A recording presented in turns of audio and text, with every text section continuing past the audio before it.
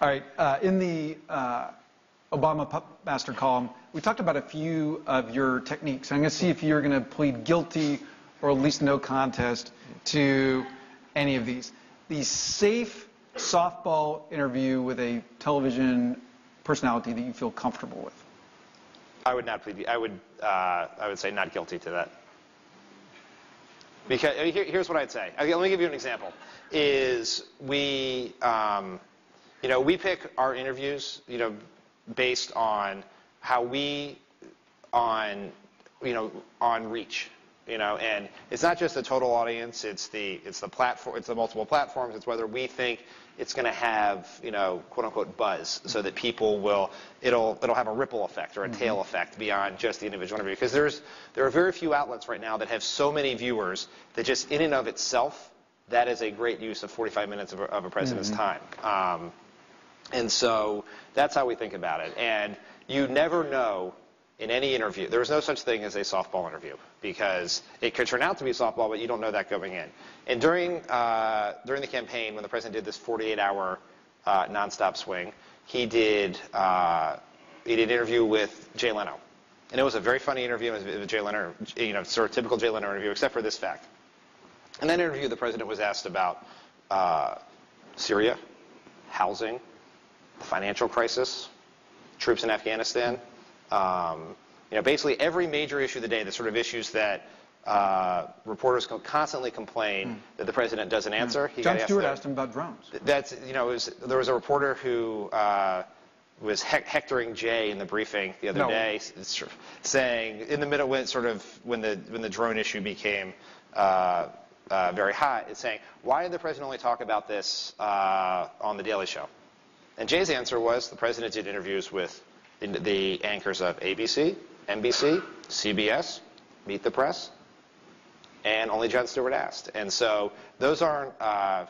There is no safe interview. And like I said, we're going to do interviews with everyone from Jon Stewart to 60 Minutes to Bill Simmons' podcast and everything in between, because that's what it's going to take to reach audience, particularly folks who are 18 to 35 who don't consume traditional media in the same way. Speaking of Bill Simmons, what is a blog that the president likes or reads?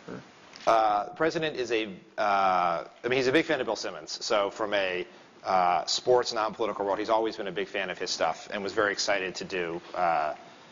The Bill Simmons podcast was the easiest pitch I've ever had to make the president about an interview he would do. But he's a big fan of Ezra Klein's work. Has always thought that he takes a very smart look at politics and policy. It takes serious things seriously, which doesn't happen enough in Washington. All right, two more of the techniques. The classic weekend document dump to avoid negative coverage. No, I'm going to read one more. By our count, the White House has done this 24 times, including quite a few on Solyndra. Sometimes Friday is a good day to get things done. And the last one, iron-fisted control of access to White House information and officials, cabinet secretaries discouraged from talking.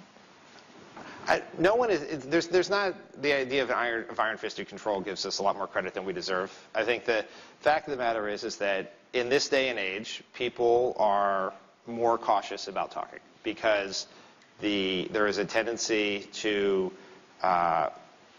for some of the press to be sort of on 24-hour gaffe patrol. And so, if you're an undersecretary at the Energy Department and you're doing an interview and you say one thing, you could end up being on the front page of Drudge, being... you guys love Drudge. I'm not the only one up here. No, but why does it drive conversation in your world the way it seems to? Well, it's not that it drives our conversation in our world. I'm fairly ambivalent to what Drudge puts up on a daily basis, but this is less true now than it was before. But there's a Pavlovian response from some media outlets. It's like, why are you asking me about this? Well, it's on Drudge, and so it's in some cases. And what do you say to that?